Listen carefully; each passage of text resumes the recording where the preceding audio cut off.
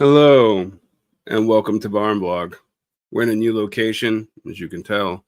I'd like to thank those who are regulars for coming out and supporting.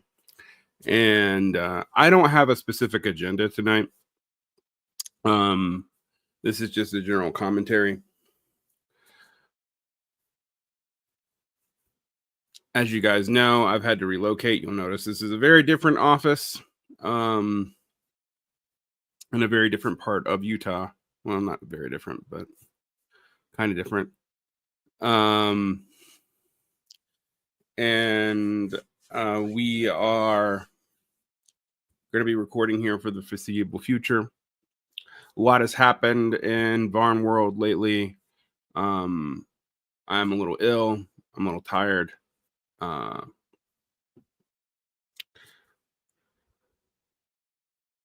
Those are all poetry books, and I've read most of those books, yeah. And with all that, we get back into the swing of things. For those of you who wonder, like, where I've been, all the way back in March, my partner's father died, and that same week, our kitchen flooded. Now, for those of you who don't know, and I don't know how the hell you'd know this, we're in a weird parasocial relationship. I want to comment on parasociality. I've got some strange comments about that from younger people lately, but we'll get back to that.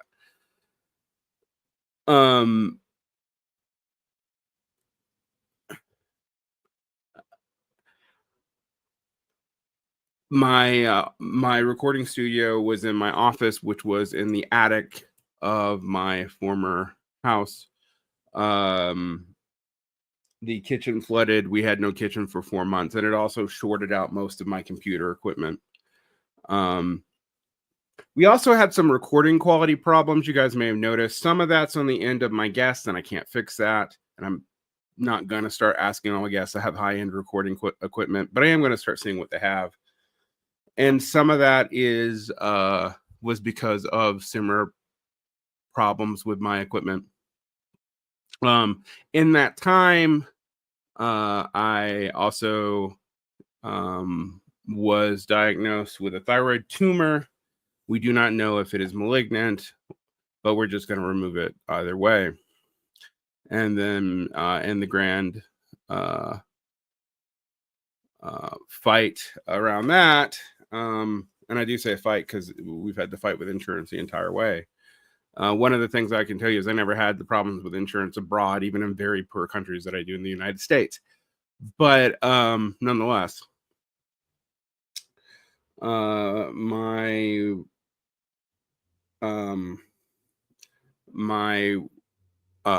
significant other was, well, my wife was put in reduction of force, then hired part-time in part of her apartment, and is now looking to fill up the rest of her time. So I've had a lot of changes, and I have pre-recorded out into the middle of September. I haven't posted them all up yet. And I haven't really loved, I'm not going to lie. I think my interviewees have been great, but I think I've been a little bit too distracted to pull out the kind of interviews I expected myself from them. So I'm going to put that on me. Some of the interviews that have come out lately, it's reflected in the numbers. But I also think I got tired of the leftist echo chamber, and that's hard to, or even the leftist critique of other leftist echo chamber, right? Like there's a left critique of the left thing that you hear all the time, and I'm not sure that a lot of it's helpful anymore, and it's definitely become so contrarian that it's very hard to see what its point exactly is. I also think that a lot of people are so alienated that they don't really know how disconnected from the broader culture that they are, because they only know people who are similar to themselves, which is probably true in most times and places. I'm not saying this is unique to this current time period, but the extent of it, given how much is mediated through parasociality. I've had several comments from several different people saying real sociality is dead, long live parasociality. And I have been like, you realize that the definition of a parasocial relationship it is that it's a one-sided relationship where one side has no obligation to you in a non-commodified way at all.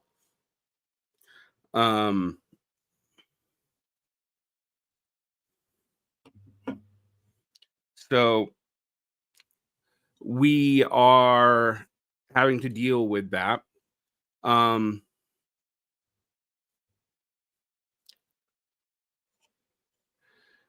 The way in which so many people have handled the last year is, I think, by various forms of neuroses. And I shouldn't just say in the last year. It's not just response to Trump too. It's in response to the last decade and a half. And I would venture to say that one of the reasons why there's so many complaints about Zoomers, and I don't blame them for this actually, is that all they've known is watching a culture in self-denial. They're probably not any different. I mean, they blame and surveys, a lot of them, I shouldn't say they, I shouldn't generalize that much, blame millennials for their economic malaise, which is funny. And there are some other key indicators that they're not even that cohesive as a generation, even though they're small, very small, as a generational cohort. And we are seeing a whole lot of like revanchist dreams happening incoherently. And in fact, I'm gonna say something I wouldn't normally say.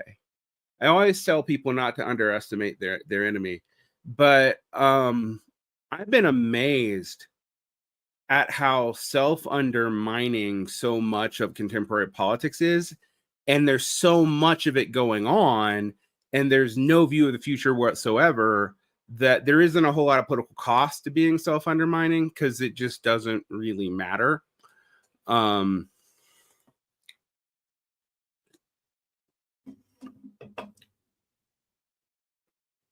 So there's that. Now,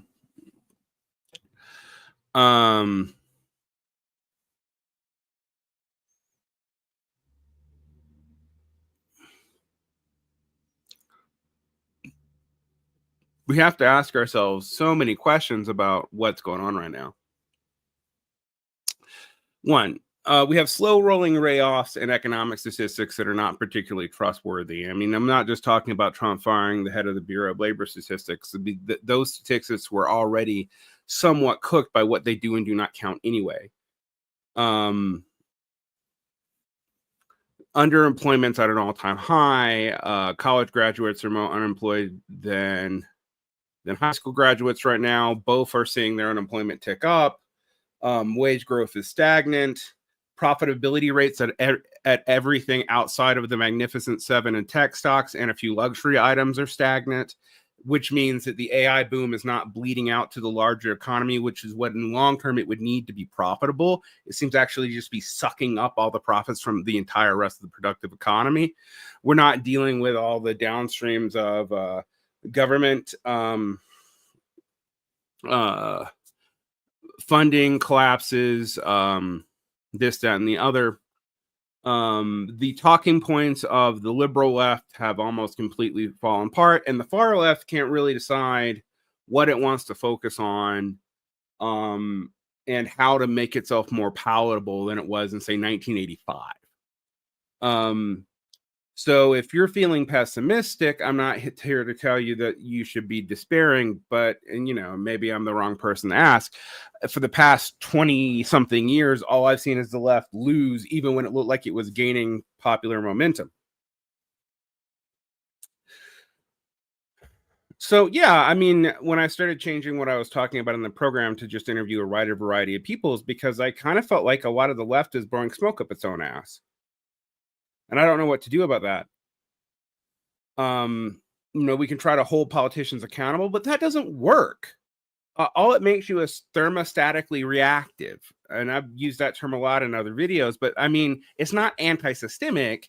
It's picking a counter elite that you ignore while you scream about another elite so that somebody will hold anyone responsible. And yet, even the people complaining about betrayal of the working man, from Marjorie Taylor Greene to Josh Hawley, are still voting for the bills that are essentially cash grabs for billionaires, with a few token temporary things thrown in for some blue collar contractors so that they'll shut the fuck up. And it really is that simple. Meanwhile, the algorithms are manipulated to shit. Censorship is actually increasing. So although we have free speech now, that's just a joke. No one's even talking about it anymore, because that's a counter-cyclic thing. It's a thing that people do and have done since the 1980s. These talking points have just had new lingo put on them every 15 years. So you have a media cohort generation come up and it gets shifted. Meanwhile, literally the world's burning. We have more conflicts right now than we've seen since World War II in geopolitical terms. I'm not just talking about Gaza and Russia, Ukraine. We have areas that have death rates that, even if you accept the official numbers, which there's no reason why you should at this point, are again the Germans burning Belarus level. But there's been no obvious collapse, no immediate economic incentive for the stock market to go in the free fall. The slow rise of unemployment has been slow, although part of that is because it has been so slow that a lot of people have just left the job market altogether. The retooling of the economy seems to be unclear how anyone's going to do it in this chaos.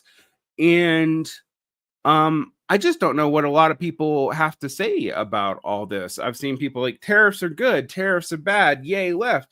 The union movement's going to come back in force. Oh no, they're going to gut us back to the Wagner Act and get rid of the National Labor Relations Act. And also they're going to undo a Obergefell. And I just remind you that this is a pretty revanchist time, even though the popular culture is not particularly revanchist. Or at least not in the same way as politics, but that doesn't matter. You've been under the delusion that you live in a very, very democratic society.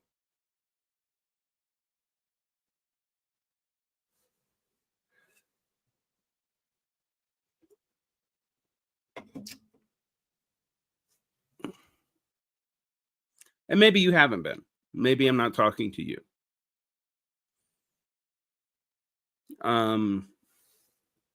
I'm not really on my high horse today because I also don't really know what to do about it. I'm trying to get a grasp on the AI phenomenon. I've even been learning how to use it. It affects my job.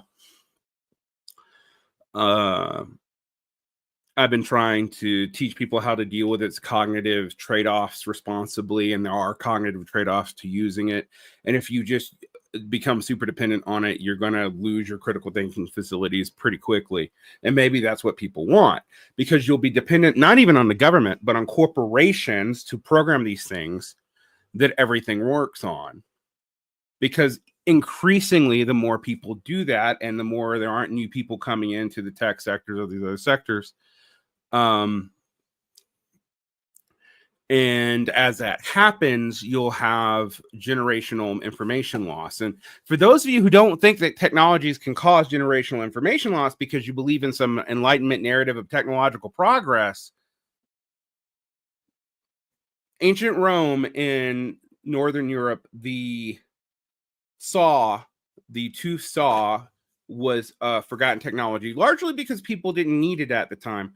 But even when they did start to need it again later, they didn't know how to build it, even though they had examples of it as ruins and in ruins. Another example, pillars for large buildings, stone pillars for large building in Egypt. That technology, which Egypt developed, 6,000 years ago, I think it was between 500 and about 1300 was lost. They couldn't do it. It's a mathematical technology.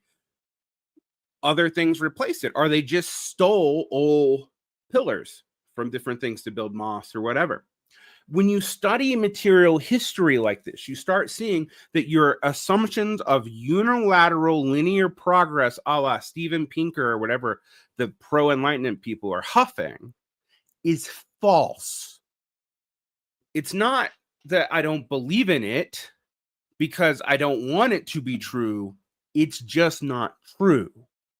You can lose knowledge by becoming overly dependent and too complex. I've been talking about this now for 5 years. It's been implied in what I do for over 15. Now, the workers' movement. Yeah, Damascus steel. We can just go through all kinds of technologies that we lost. Do we need them all? Do we understand them all? No. But we've lost technology since World War II. There are relatively simple mechanical build outs for example, drop shipping Jeeps that could be put together on spot that people can't do anymore. Now, largely, frankly, because they don't need to. Oh, there's tons of variability in tech and AI. AI is like AI's models are becoming smarter, but they're also becoming more hallucinatory. So they tend to make more stuff up. It's hard to even gauge if they have efficiency gains on power and if they can lead to that. This is not something that is clear, right? They're not programmed with that. But there's some studies saying that they could be heading in that direction. China is doing stuff with that, but are we? Here in the United States and Europe, I don't know.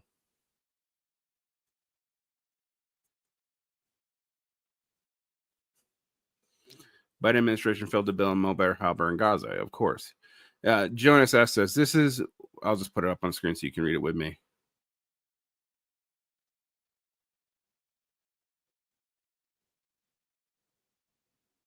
This is what it seems like has happened to the labor movement itself, not with tech, but with generations of unions lost the capacity to organize by coasting on slowly dwindling on workers. Absolutely, and even more so by relying primarily on legal mechanisms, by assuming that those legal mechanisms were robust because of that the courts would maintain the law as either intended or as stated, and in both cases that has not been true.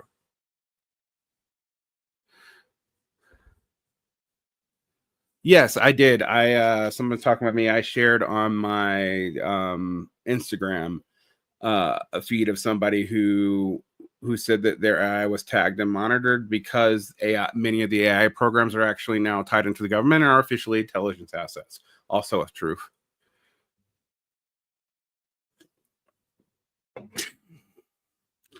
Now, I'm not here to peddle you the dream of utter independence as an individual because that's not real. You don't learn language as an individual on your own.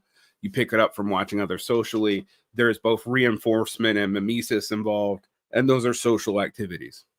So, but the idea that you are dependent on corporations, that even the corporations themselves will eventually not know how the technology works.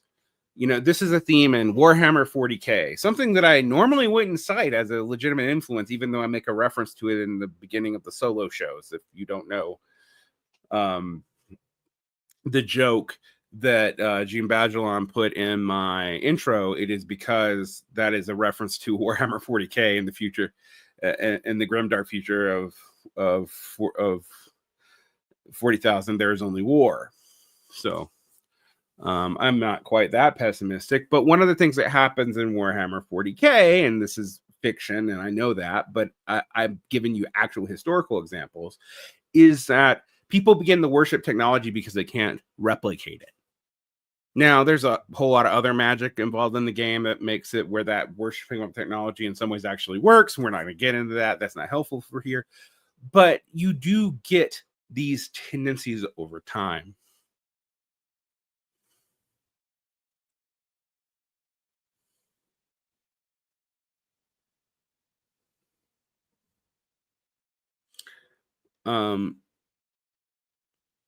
Now I've been an organizer now formally for 6 years. I've been involved in the left for 20. I've been trying to work with unions for 25 years, since I was about 20 years old, and they were public sector unions were banned in my state. And even public sector associations could never dream of having collective bargaining rights in most of the South. We're going to see if that happens to private sector unions, and that definitely seems to be some of what's going on. But I've seen a lot of that here. Here we fought a battle with the legislature, and we got the referendum to reform it. But of course, the legislature writes the referendum law, so we'll see if it matters. My union's now trying to hide its numbers. Not a good sign, if we're completely honest. Now, I'm not going to go into the details of my union. I don't even want really you to know what union I'm specifically in, because that would betray where I work, but for my day job. But it is a real serious issue here. And for those of you who don't know, I work with a worker center here, and I am a union rep. I have tried to resign from being a union rep 2 years in a row now, so that I could actually start a reform caucus outside of being a rep. But there's so few people who want to do it, even who are in the union, that I end up usually stepping in. Because they also trust me. Now, for those of you who don't know, and I've heard a lot of people like, oh, Varn's just a liberal. I work with people in one of the reddest states in the country. I'm not a person who lives in Portland or New York or Chicago or Seattle. I live in the exurbs of Salt Lake City.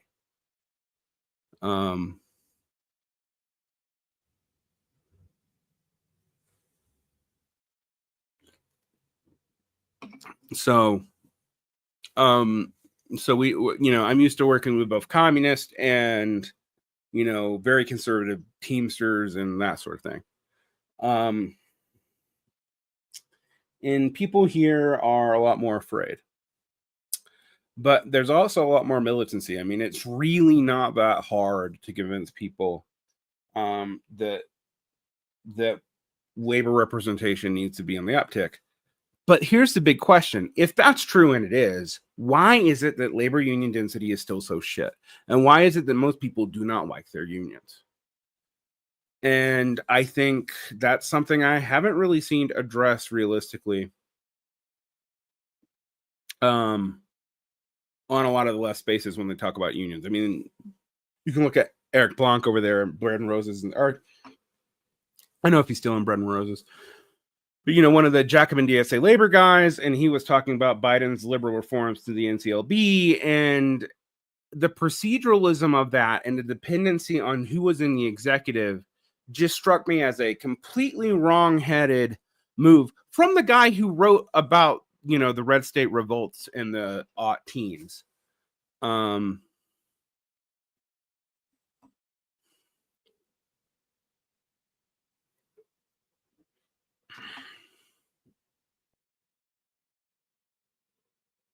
Well, I mean, okay, I'm going to actually say, I'm not here to call this out, but I want to ask this. Union density is shit because the market adds more non-union jobs than union jobs are created, but that assumes union jobs are static and people wouldn't join a union. In fact, all you're saying is union density is shit because union density is shit.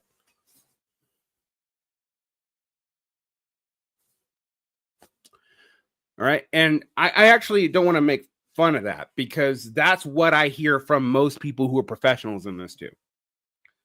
There's too many service jobs, and that, and yet 5 years ago, it was the service jobs. Everyone's saying, oh, that's going to bring back the labor movement. And at the time I was like, those shops, when they even get contracts, are 15 to 40 people. They deserve a union. I'm not here to shit on that, but that's not the same thing as mass industrial unionizing. And I know most people know that when you say it to them, but they're pretending that that's not implicated by the stats.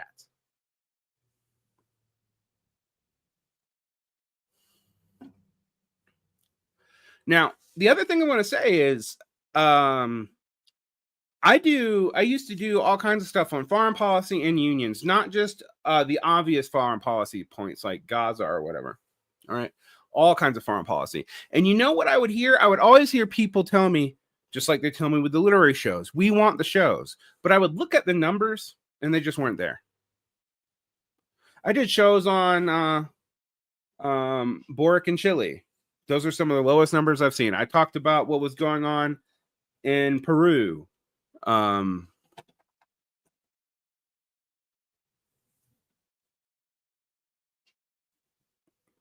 So John asked, Starbucks has over 600 stores unionized. Is there a potential there to work collectively? It depends on how you would need mediating organizations to do that, because those shop contracts and state level rules are going to be different from state to state, even if they're under the NCLB, the National Labor Relations Board. Those rules vary. And we also have unions poaching from each other, because a lot of the legacy unions are now just trying to get into things that they aren't traditionally in. Mostly students, honestly. Like even the United Auto Workers Union has like focused a lot on graduate students, which means that they're competing with other unions. So now you have union growth that, instead of being sectional, is actually jurisdictional. And working in the workers org, I actually have to deal with this. So that's why I've been very sympathetic to things like what Sean was doing or is doing in New York with the independent labor clubs. And if you're in a place that has one, join it. I would say the reason why we don't have it here in Utah is we have an organization already does a lot of the same things and a few other things. And while we're perfectly willing to work with the independent labor clubs, we have our own agendas. But the other thing that you've seen is unionized in areas that are still high turnover even after they're unionized. I don't know what you're going to do about that. There's a lot of incentive for union leadership to like that, because it's dues without competition. I've been kind of shocked at union leaders' talking points about tariffs, because they seem to not really understand their own history. That NAFTA actually happened after most of the tariffs were already weakened. The deindustrialization didn't happen in the 90s, it happened in the 70s. In fact, NAFTA was more of a fait accompli than it was what instigated this entire situation. Now, I'm not here to say that there's no place for tariffs, although I tend to be very skeptical on national solutions to international problems like that. I know I am an old dinosaur on the left for not becoming a nationalist, because that seems to be how everyone thinks collective power works these days in the age of multinationals, because they see, Bonapartist figures level national sovereignty to some degree, although often at the cost of their own international power. There's no such thing as left populism, Keith. There's no such thing as right populism either. Populism is a way to control people and have them align with counter elites. Always is, always will be.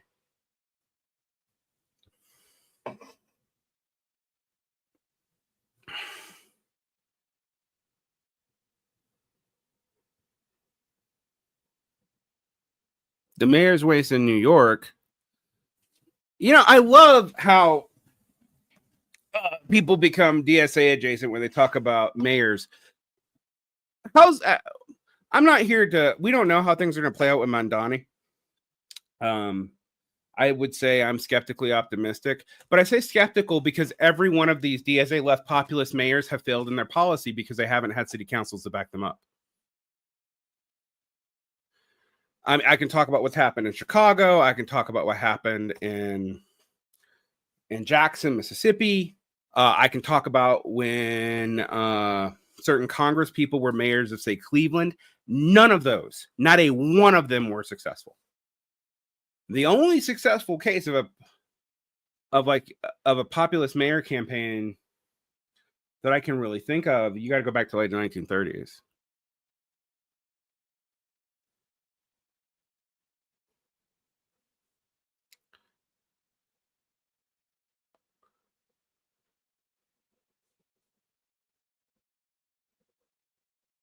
Why does the dim donor class hate him?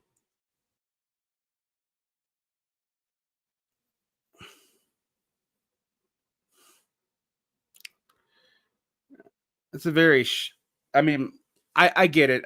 I get it. We ask ourselves why the dim donor class hates Mandani. It's because he shows that he will be an insult to their ability to control the population. But has it has it mattered in the past with these progressives? I'm not. I mean, the thing is, you're baiting me to try to predict the future on something where the priors are not good. You just have to admit the priors and so go, oh, where does donor class hate him? Well, why do they care then? Because it means they're losing control over their opposition. But that doesn't mean the opposition has power. Popularity is not leverage. It's just not. But it is proof that your narrative's failing. But again, we don't know what's going to happen with Mandani. I just answered your question. You say it again, I'll ban you. I don't care if you're my friend.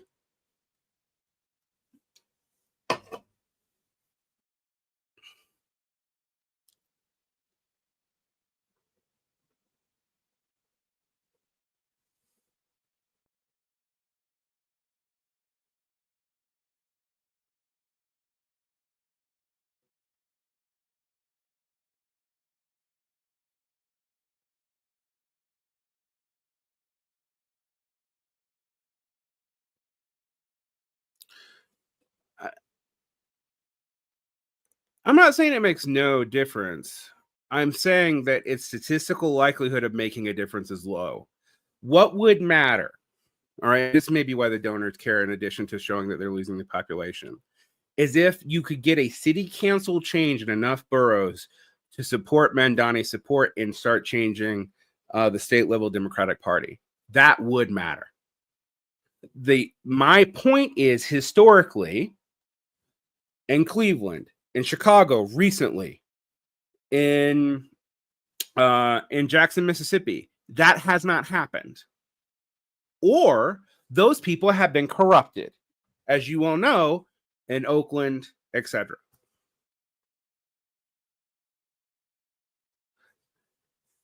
Why do we assume that people who talk this good game are going to act off it? Josh Hawley talks a good game on workers' politics for a conservative. He does. He voted for the big, beautiful bill.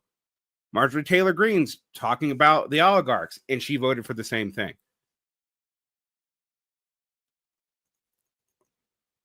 So you talk about holding people accountable, but when X size does the exact same thing, I mean, to me, it's the same thing as when AOC does it. But before we get here, I'm talking about the limitations of Mandani. Mandani does present an opening if you can start taking city council seats, if you can start building up these other things. But that's you doing it. That is not going to be imposed by a mayor.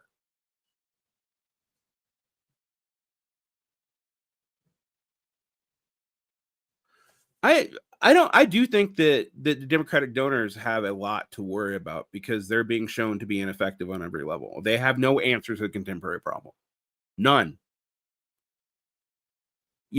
What was their answer during the Obama administration? To create a lot of these tech moguls that we're dealing with now who all defected sides. I mean, a lot of those people explicitly benefited and became billionaires off of policies explicitly put forth by the Democrats. You want to look at when Elon Musk started making his millions, it was actually when Obama gave SpaceX a contract.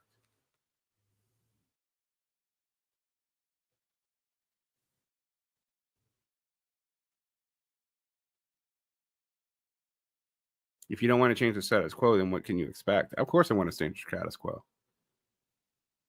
My issue is you don't change the status quo by hoping some politician will do it for you.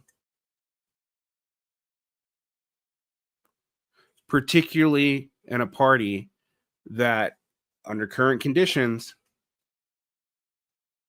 no, they don't. No, you're right. The Democrats do not want to change the status quo. They absolutely don't. You are right. I will agree with you on that. And here we are. The Republicans want to change the status quo to a prior status quo that's worse.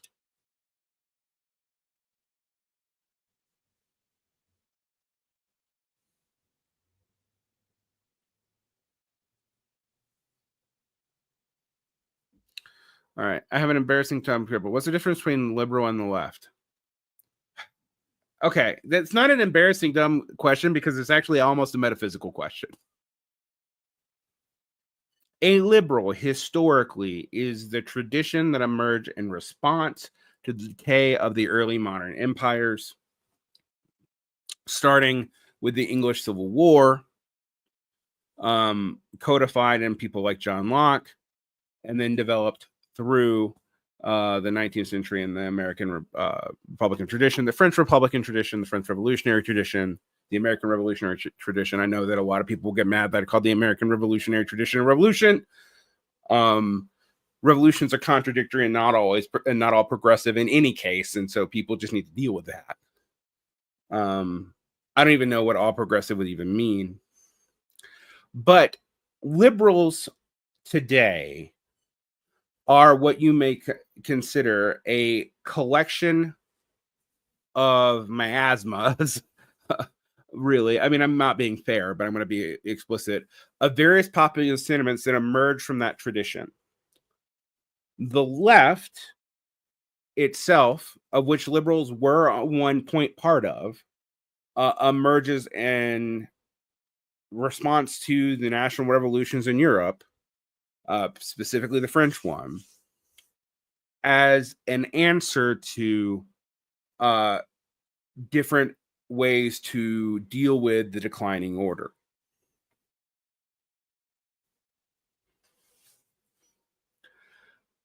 The socialist left is a subdevelopment of that, and the Marxist left is a subdevelopment of the socialist left. So, in some ways, in my way of recounting things, the left emerges from liberalism but becomes an answer to its failures. In America, since the 1950s, it has been popular on the right to conflate liberalism, which with leftism, to defend older forms of liberalism. So the United States doesn't have that much of a non-liberal tradition. It does have some of one, and there is one developing now. But both right and left in the Congress of the United States could be said to be basically liberal.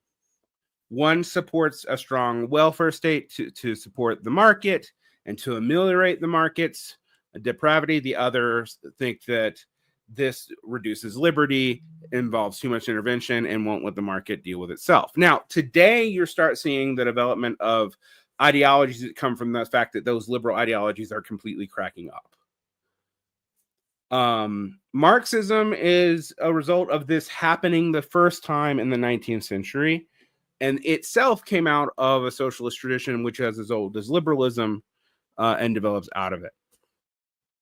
So the left versus the liberals is a very contested and complicated thing, because I would concede that the left is not liberal, but we do emerge out of liberalism, but we are trying to account for its failures. Whereas the right in the United States, and actually this is not true in Europe, but in the United States, has a liberal tradition itself, but represents entangled interest and older interests within it, forms of hierarchy and older forms of Republican conceptions. The problem that you have, though, is both left and right are relative terms. Even in their metaphor, left and right are relative terms.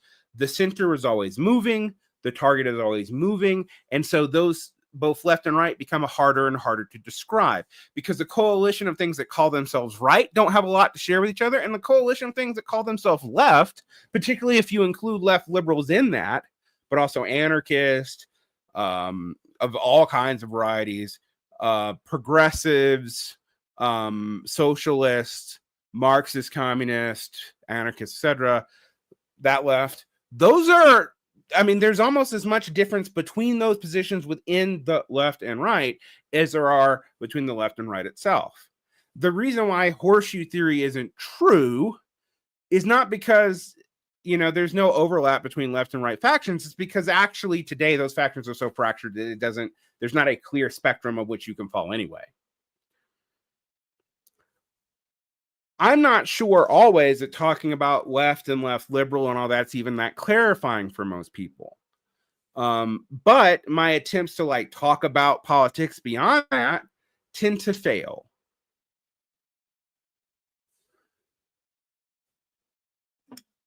So, you know, that's where we are. The other thing I would say is some people like, well, the left is oriented toward the future, conservatives are oriented towards the past. I don't know that that's true. Most leftists I know are actually jonesing for different past too. They just valorize different things about the past. So I'm not sure how helpful that all is.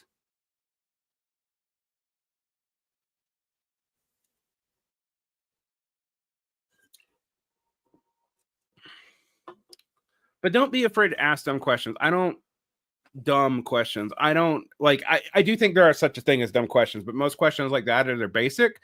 Actually are questions that most people just assume they know the answer for, and they don't get that answer because no one asks it.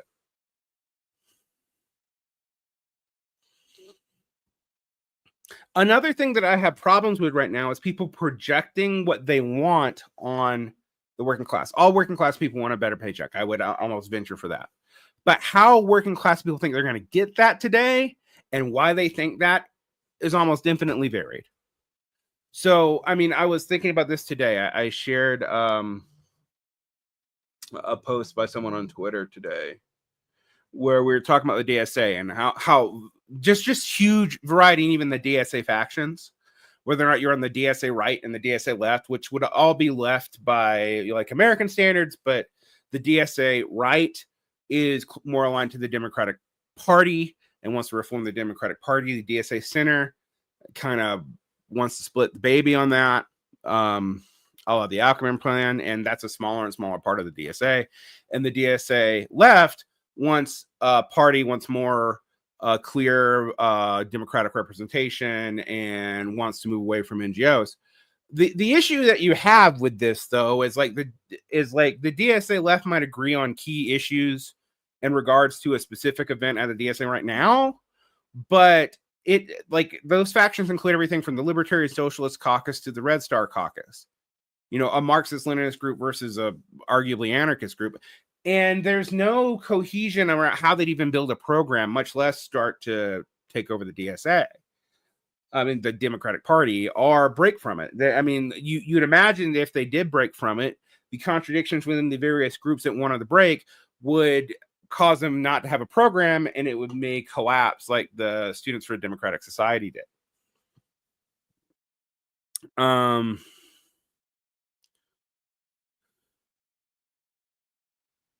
Now, there's also a problem when people talk about here about like working class, because when I say working class, I mean generally people who work for a wage. I do not mean people who necessarily do labor with their hands if they're independent contractors who work for themselves. I also don't mean necessarily low income, but I would exclude really high incomes from that because they usually own significant amounts of capital in other directions through stocks or whatever else.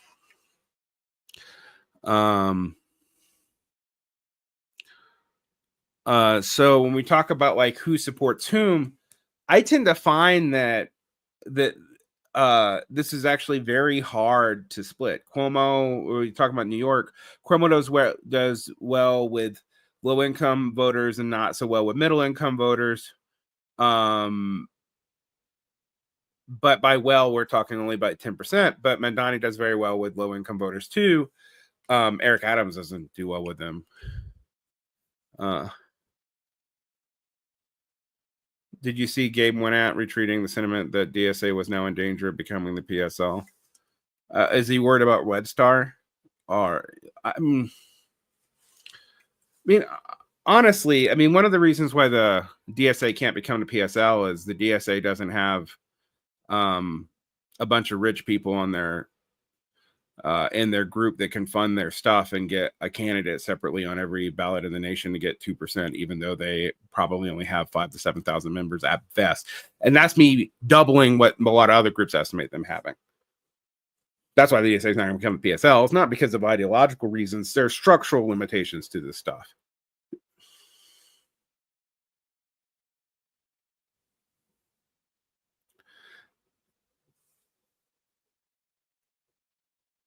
and knows. Well, yeah. But let me ask you this: like the Republican Party doesn't need social media discipline.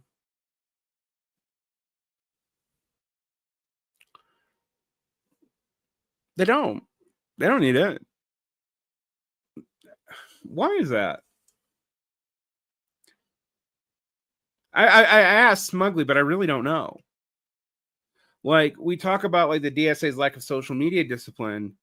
Is it because they need to discipline to make up for the fact that they don't really have a material like by this I don't mean a popular support base. I mean like a war chest, a material base. Are we talking about the fact that Republicans at least don't their leaders don't will only attack each other in public when when it's in the support of some general leadership? I mean, one of the things we have to ask ourselves is like, why is it so hard for these people to maintain a line even when they're in opposition to uh, other parties?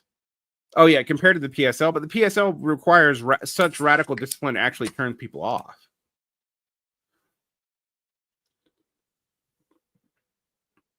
Is it because reactionary disaster, nationalism, and violent and racist just has a widespread appeal? I would say probably not, but it does appeal to people's ids. I mean, here's the thing. Like, this is my problem with immiserationism and accelerationism, right? I've said this 1,000 times. It's not gonna be new to old time listeners. I'm almost a little bit uh um tired of saying it, but is that you don't control how people respond to a fear response, and those usually bring out conserving instincts rationally. When you're under attack, you tend to be conservative. And I don't mean like small, like big C conservative, I mean small C conservative. But you tend to need power relations, hierarchy, etc.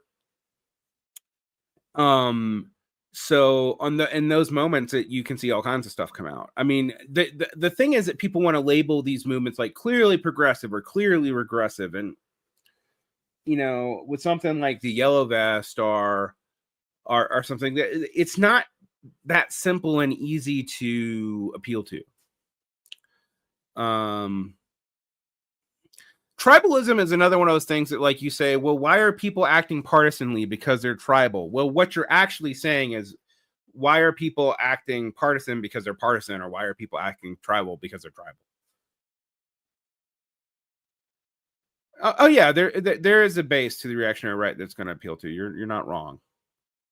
But you have to ask yourselves if that's what people appeal to, but other people, a lot of those same people may even support left wing policies. I'm putting that in quotation marks because leftists in the United States have never passed those policies in any significant amount, at least not except under extreme duress. I mean, I was funny. I was listening to a stupid, like, I hate Bill Maher. I shouldn't say stupid, but I hate Bill Maher podcast, which about 10 years ago had just been full of normal progressives, and even they were like, well, we have to deal with the fact that maybe working class people don't vote for the Democrats because the Democrats don't do what they say, not because they oppose their policies. And I was like, I've been saying this since like 2009.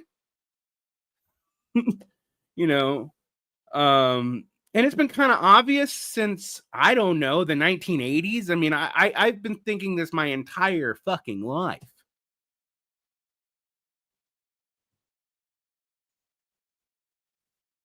Oh, specifically, Rand was agreeing with Eric Blank that DSA post-convention is in danger of marginalizing itself.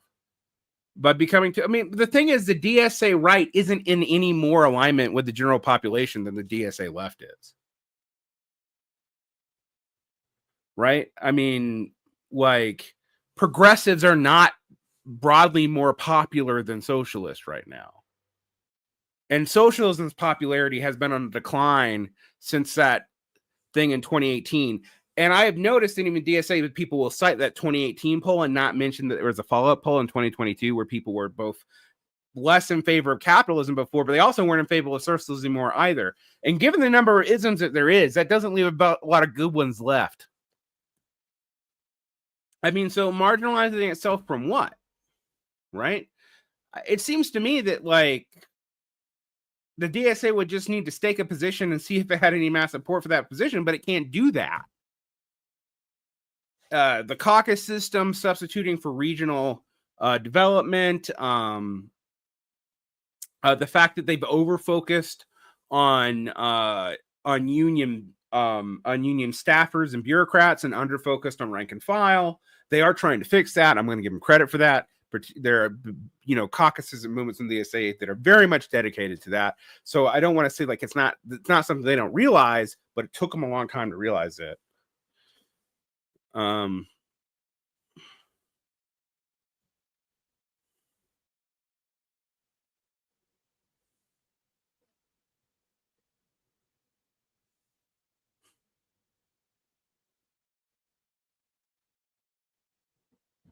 The DSA is probably okay in deep blue areas, but that's not what they need to have leverage within the Democratic Party.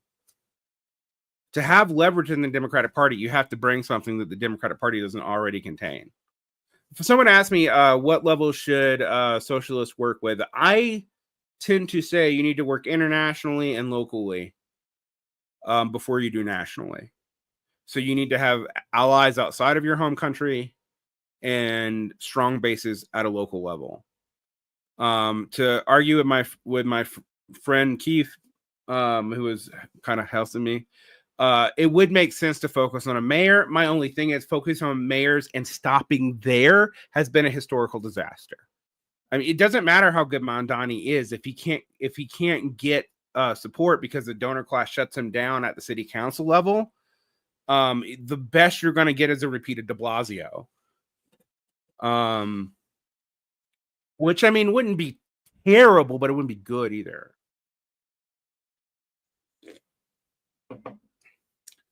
You do need political allies that you can't control, even at a local level, but you have a lot more means to control them at a local level than you do starting at the national level, where mass donors will always have an advantage.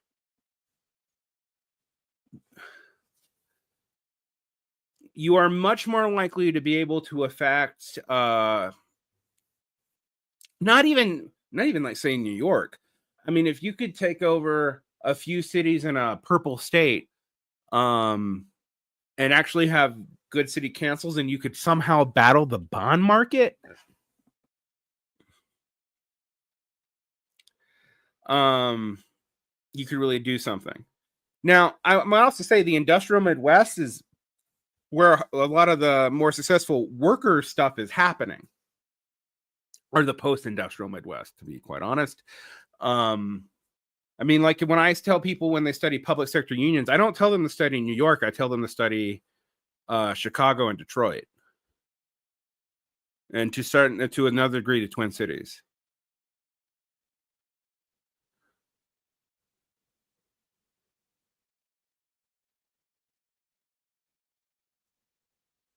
How would one battle the bond market? That's a good damn question, isn't it? This is the real limit to a lot of populism, is that the bond market's a real limit. It is the way that, like, the bond market, whether or not you believe in MMT or not, I've pointed out to MMTers that MMTers just kind of shrug off the bond market. I'm like, the bond market has collapsed many attempts to do monetary shenanigans. Can you talk about the Jakarta type massacres or indicators that these will happen in the US? Historically, they don't happen in the metropole. With the exception is Germany and Italy. But mass arrests are possible. In fact, they're very easily to conceive right now, and they've been very hard to do. You're going to start seeing a lot of crackdowns on the margins, and you're already seeing that.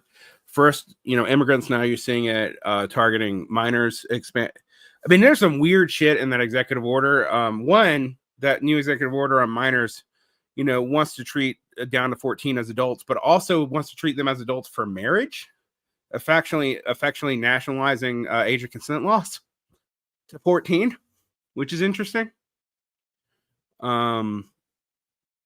So I'm not saying that you can't see that kind of thing here. I think it would be a lot more subtle than what you saw in Jakarta.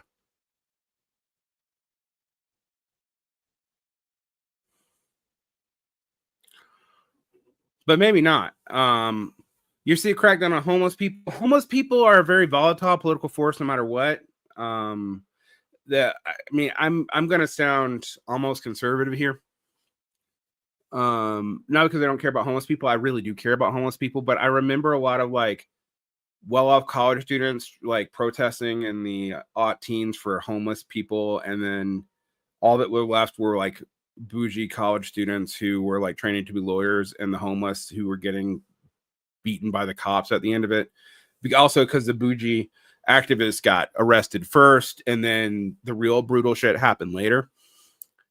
So most strategies of utilizing the homeless have not been good. That what we should be looking at, though, is that the homelessness has expanded, particularly in metropolitan areas, to the point that you have significant amounts of workers that are homeless, that they live in their car.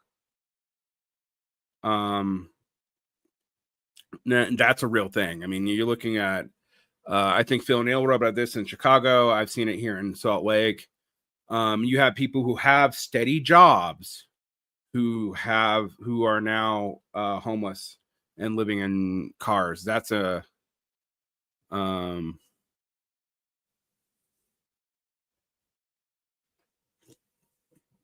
that changes the dynamic somewhat. But with AI, if AI goes the way they seem to want it to, and that's the only way AI would be super profitable unless they get their energy and water use down.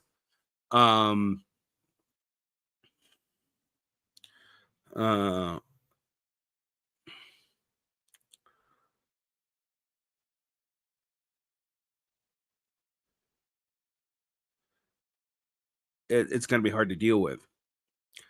But the thing I say about the homeless, though, and I don't say this to freak out, as I've said, I've been homeless as when I was younger. I work a lot with homeless people. Is that there's a lot of people who are homeless because of all kinds of things that make them volatile actors. And it makes it a lot harder to control what happens when they're around, when they're attacked by police, et cetera, et cetera, et cetera.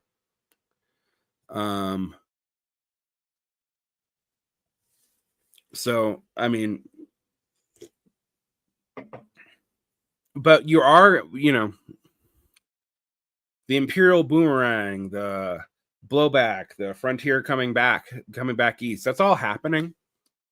The surveillance state is really kicked up. It's being used here in the way it's been used, and the Middle East for a long time.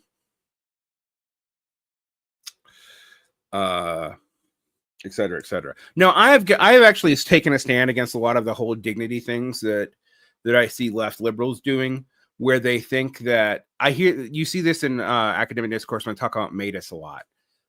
It's the marginalized and poor have the ability to work within the system because they have a standpoint epistemological privilege or whatever. And because they have this Matus, they're cunning and deal with the system, which is also an excuse for these bougie academics to talk a lot about them, but not do a single thing policy-wise to help them. And you see that. I mean, that's why there's been such a backlash to elite liberalism. It's because you talk about the poor, you can talk about the marginalized, but you don't do a goddamn thing for them except for like language policing or complaining about what happens on Twitter, which, let's be frank, doesn't actually affect that many people that directly.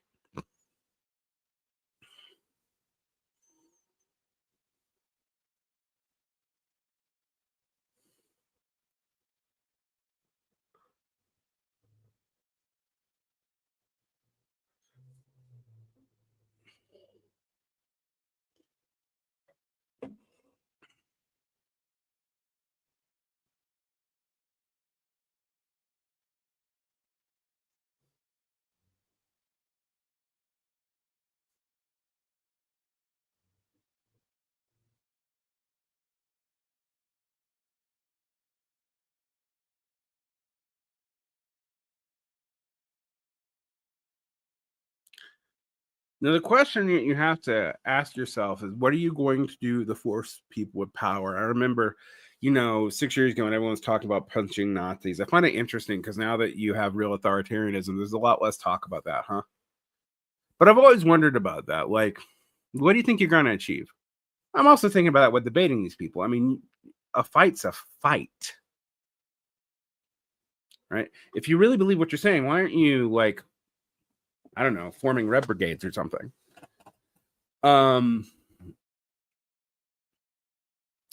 You know, all that talk is cheap, man. All the vocabulary stuff is cheap. I mean, you know, if you want to call people unhoused because they want you to call them unhoused, I'm not gonna like if you have homeless communities asking that for you. Sure, sure.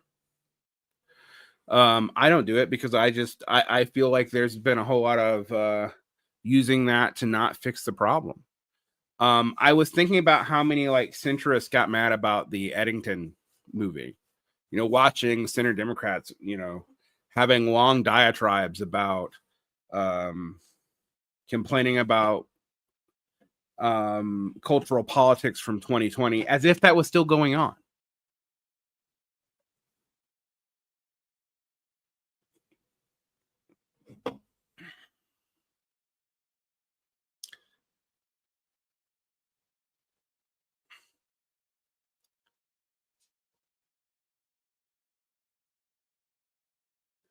I know. Well, no one likes the film, right? Because let's just gonna say, I mean, I think it's fine. I don't go to Ari Aster for my politics. I don't go to entertainment for my politics. I think it's weird to think you need to have your worldview reflected back at you in like one-to-one Catholic style propaganda as if that works. Um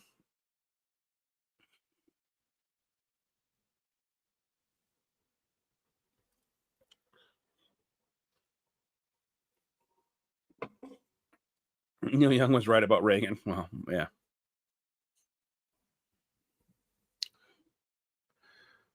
I mean, we're seeing outright barbarism come back, right? Um, and we're just there. I mean, the question is, what are you going to do about it? What are you going to like? How are you going to discipline yourself to do anything about it? Um, you know, what's the for what? You know, people say they're an organizer. I always ask them for what and how. You know, are you an agitator for what and how? Are you a radical for what and how? Right? Um,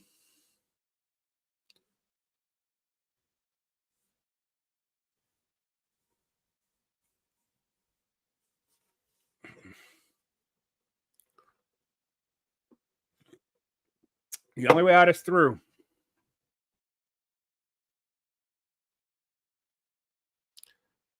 Are you going to be the last social force standing or not? If we really are in such an anthropic moment, and I actually think we might be, are you going to be the last social force standing? And if you're going to be, what does that mean? It's a lot more than fucking posting or talking about it or listening to my show, frankly. Um, you know, I've said for years, this is not politics. It's also not entertainment. It's, you know, I hope it's educational. I hope that dialogically and dialectically educational. Like you bring stuff, I argue with you, I agree with you, we work through this shit together. Um, but you do have to do something with it.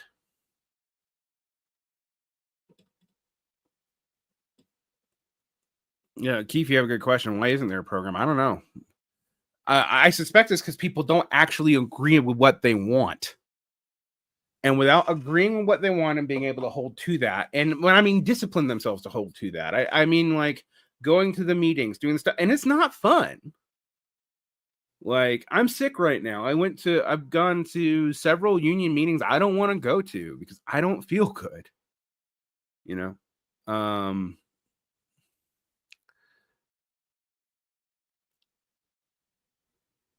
but it's my responsibility to do it. It's boring. It's tedious. It's a lot of times thankless. And you're right. You don't have the money. I mean, here's the thing. The left, by that I mean the broad liberal left, actually does have a lot of money floating around in it, but it's what it was used for. But a lot of that's drying up now for a variety of reasons. Um, the donors are afraid.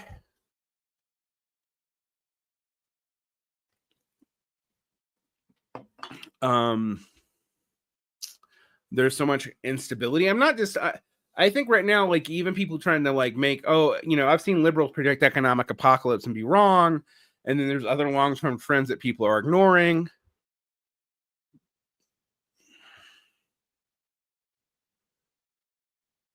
Horizontalism or verticalism is the wrong way to think about this. You need leaders, but you also need the ability to hold leaders accountable. So that's your vertical and your horizontal at the same time. A lot of you are stuck in bad metaphors. Really, really bad metaphors. Now, I agree with you. Like, just pure horizontalism, you can't do much because you need consistency to do anything. Pure verticalism, you're going to be exploited. Straight up. You won't be able to hold your leaders accountable. You won't be able to recall them when they start enriching themselves at your expense. You won't be able to keep them from forming an oligarchy. So what do? Right? And I have my own ideas. I've been working with a workers group to come up with a charter that's involved me calling people. You know how much I hate calling people? I know you guys see me talk all the time. And I'll talk to friends for hours, but like calling random people, your boy, I'm a public speaker and I, don't love it.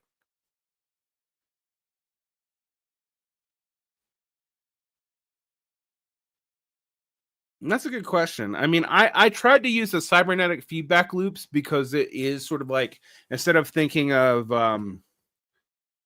systems and leaders as like purely horizontal and vertical, you think of different functions that you need them for and what they're doing and how they're doing it and if they're doing that job well or not.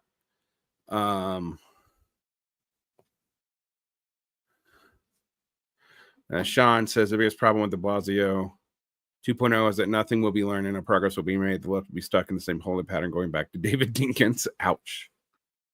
Well,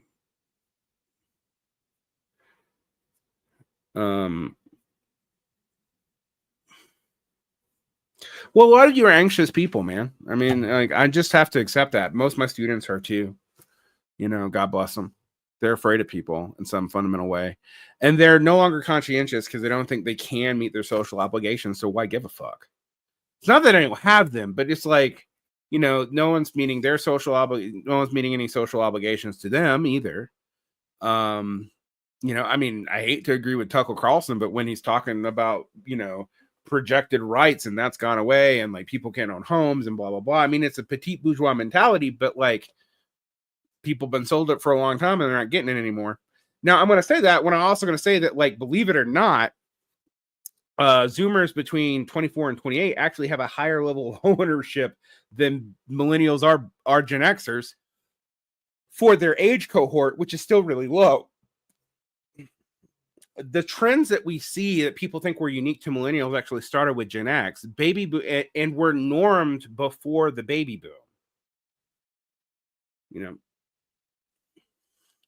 70% of Americans live paycheck to paycheck. Absolutely. Although people will fight about what that means.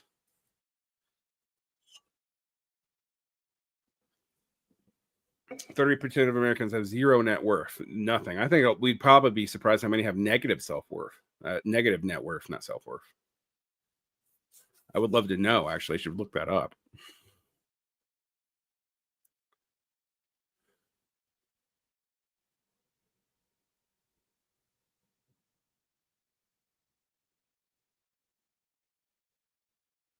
Well, I want to talk about the kids, because on one hand, you do have a society, and it's not just Zoomers, millennials were too, very protected helicopter parents because they had to be to like compete socially with increasingly, elite focused institutions and pushing everyone towards elite focused institutions, getting people out of the trades, et cetera, et cetera.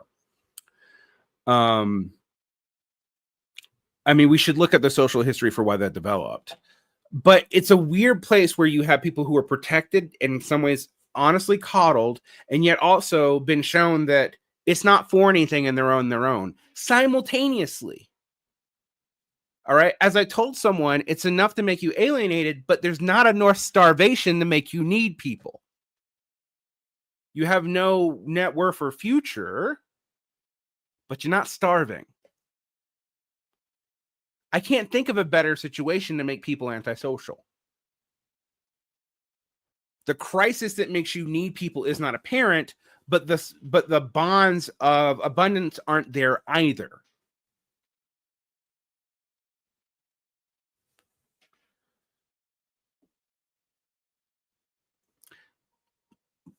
It'll make people very neurotic, very distrustful, et cetera, et cetera. And we see this. I mean, we start seeing this in suicidal ideation amongst groups we haven't seen it in: people of color and the very poor. It is, you know, the metaphor about the boiling frog isn't true, but in some ways it is that.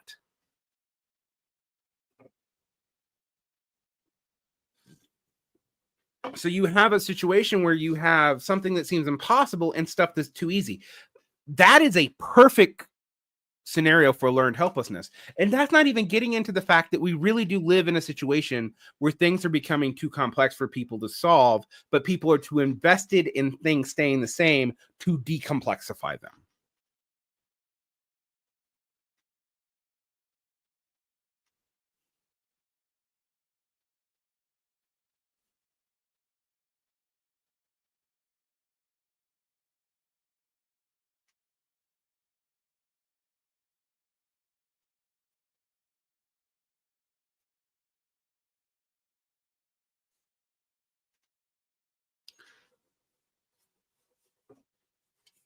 Here's the thing, though. I do think all this is more terminal in America as a fading hegemon, but I don't think it's unique to America. I don't think people are fundamentally different from nation to nation. I do think there might be something like that, like regional characters, not even national characters, if I'm quite honest.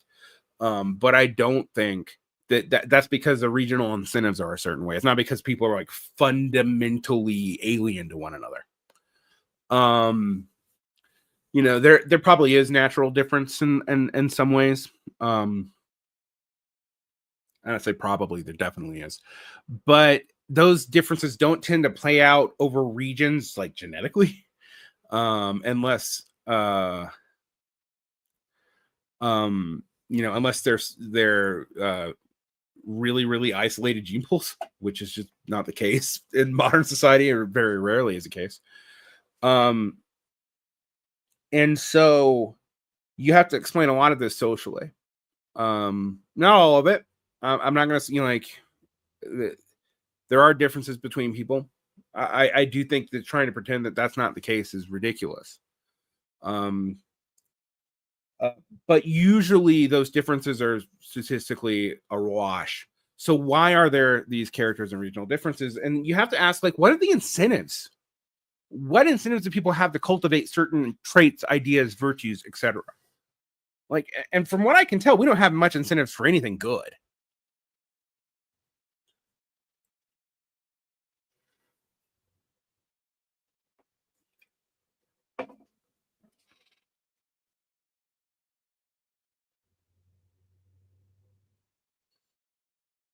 And I really started thinking about this even in terms of like body composition, right?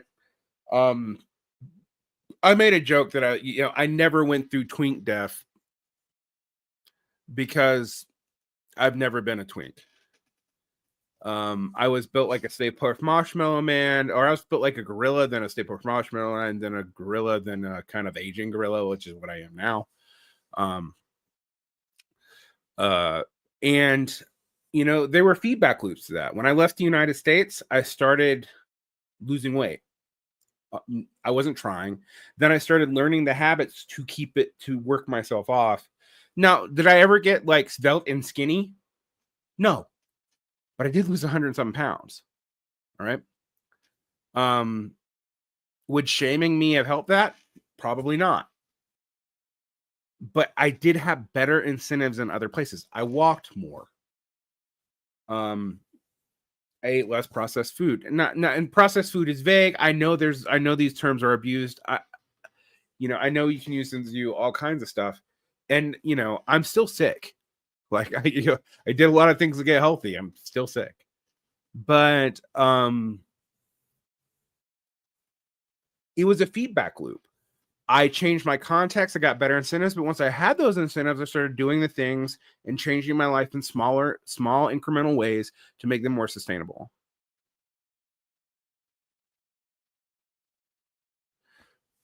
When people are desperate, that is hard to do because the cognitive load of desperation makes those incentives worse and worse and worse. Telling you that you needed to build muscle in your health, whether it helped or not. I had a lot of muscle in my legs, actually, even when I was bigger, but it really did help. Walking a lot helped tons. Learning to lift helped tons. I think more than anything else, walking and lifting, and then cutting down sugar helped a lot. I had full-blown diabetes when I was 27. I've been pre-diabetic now for a decade and a half. So my point is there are feedback loops here. The shaming isn't going to help. It's usually a bad incentive.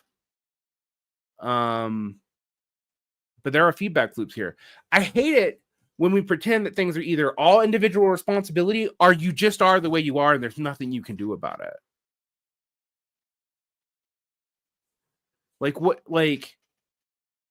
And I hear that from scientists and shit who I'm like, how the fuck did you get to where you are? Right?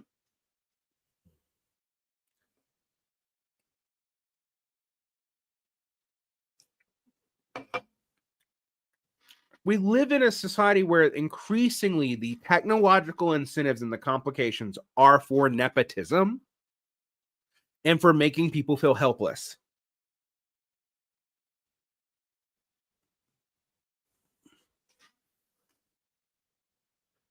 I don't want to make anyone feel helpless.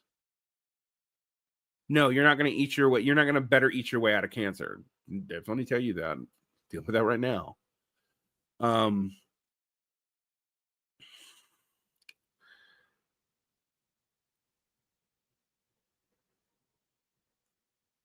But just telling everyone oh, you are the way you are and you can be no better. Wild.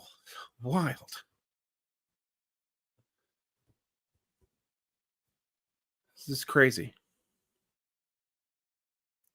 Is America third worldizing? I mean, I don't know what that means, having lived in the developing world. I would say that America's place as the unipolar hegemon is over if it ever existed in the first place.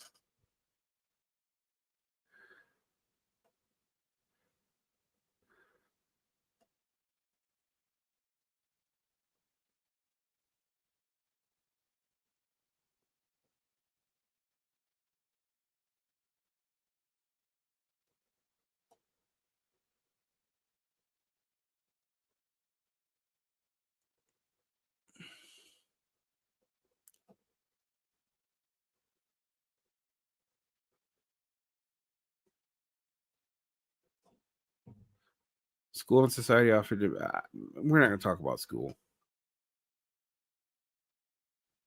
What's the opposite of developing? Regressing.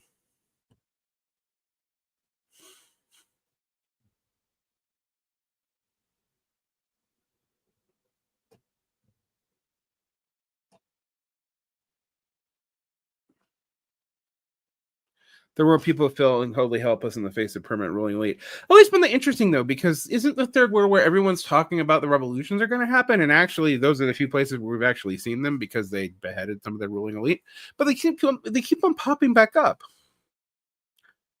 I mean, I say that because there's this way in which people talk about the third world as if all those people feel totally helpless and demoralized and given to conspiracy theories, and also talk about they're going to be savior of all of humanity. And I just find both of those notions, having lived in the developing world for a long time, not enough that I feel like I can speak to anything essential about it. I mean, I'm not going to say that I was down in the trenches with everybody. I was sometimes, but in general, I was an expat. I was an immigrant.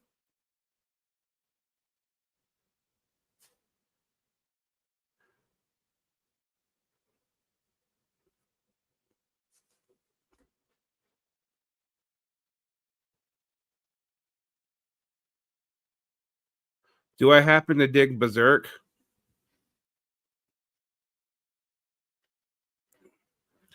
There you go. Get back here.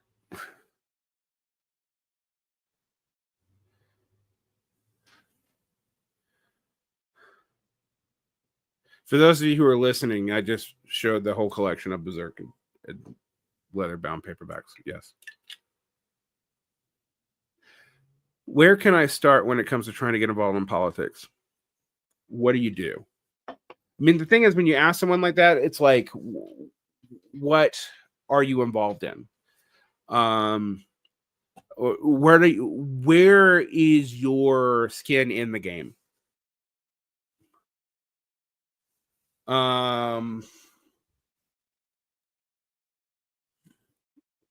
Favorite Space Marine Legion? Salamanders.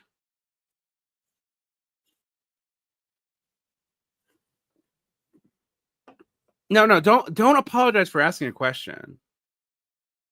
Don't apologize for asking a question. Man, we teach people the wrong things on this. I'm gonna take responsibility. I don't mean to shame you. I just see it's not an easy question to answer. Like, if you have children that are in school, a place to start is a school board. If you have an idea of what school policies should be, all right.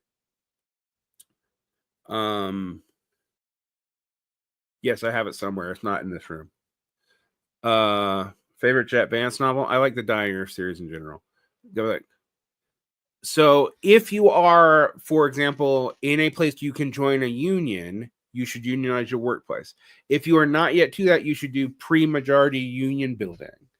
If you are involved in your community, you should focus on issues of your community, but be careful because there's a whole lot of property incentives in that can really skew your vision. So these are the things you can do, but I can't give you like a beat all. I'm definitely not going to tell. One thing I'm not going to tell you is just write your representatives over and over.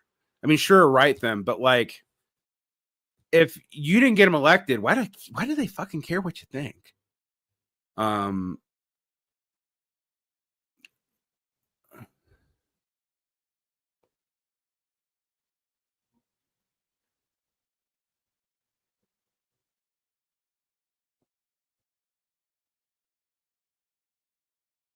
So, you like, but no, like you if you don't have a ton of money, you can't be a lobbyist, right? Unless you have someone who's patronizing you, nor that probably forward any good left-wing politics.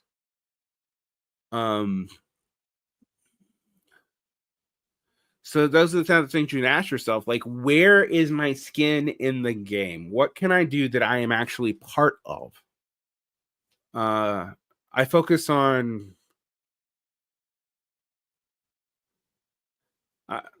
I think I watched Gundam Wing in the aughts.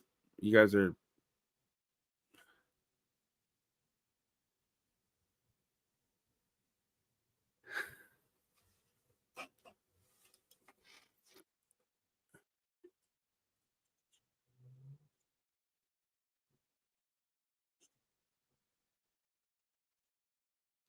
anyway.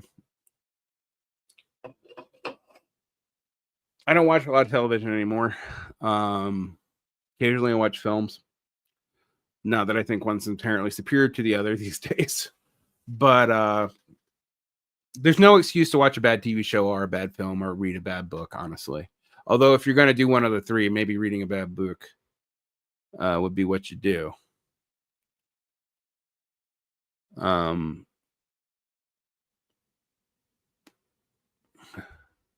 I've learned a lot from bad books.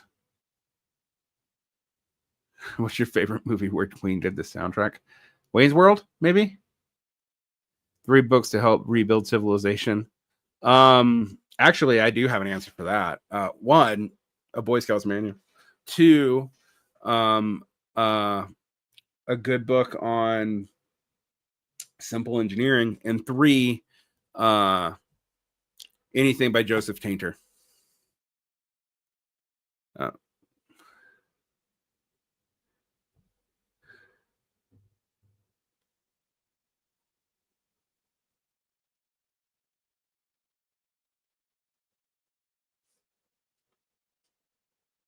Is Whit Stillman movies interesting to watch? I did a whole show that we never released on former people about the conservative brilliance of Whit Stillman, and he is a conservative. There's no way around that, but I actually think he's a pretty good filmmaker. And the way a lot of conservatives actually are, I mean, Marx talks about this with Steinhall,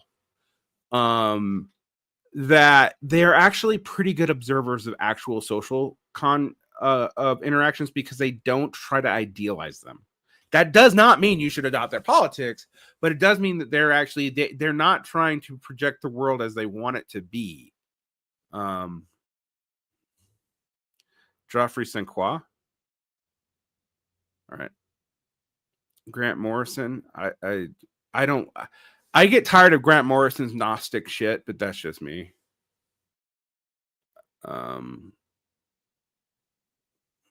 Yeah, Stillman made Barcelona. He also made that's a trilogy about the decline of the hot bourgeoisie. I'm a big fan of Ezra Pound, man. That motherfucker was fascist. But anyway, same with Celine.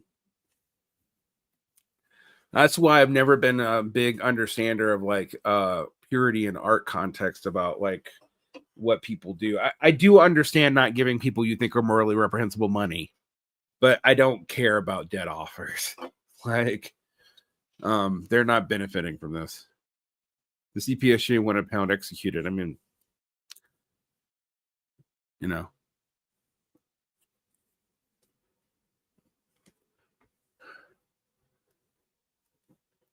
Let me just put it this way. I would not defend Pound's politics.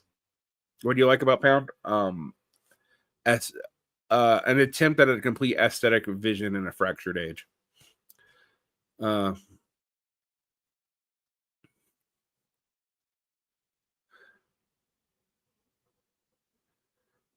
Percival Everett. The Varn, the Berg pipeline. Oh my God. The Varn de Varg. What I will say is didactic art of partisan persuasion tends to be shit. Not always, but most of the time. And that includes left-wing didactic art. I famously don't love Brecht or Neruda. I don't hate Brecht. There's some good stuff by Brecht. Neruda is more complicated. The best Pound poem, The Wasteland. Yes. Well, that's why it's the best LA poem, too. Do I still write poetry? Absolutely. If you actually look back there, most of those books are poetry books. I tend to read prose on my tablet.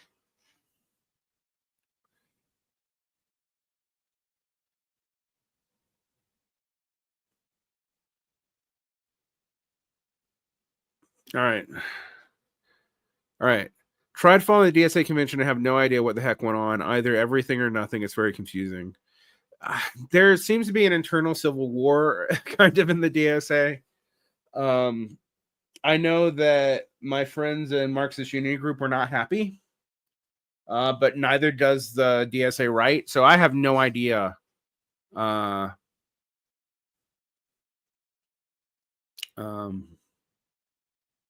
What's going on? There's Brecht back there. There's Greek poetry. I mean, I literally have thousands of poetry books. So Bukowski's fine. I mean, as long as you're not reading him for like how to have good relationships with women.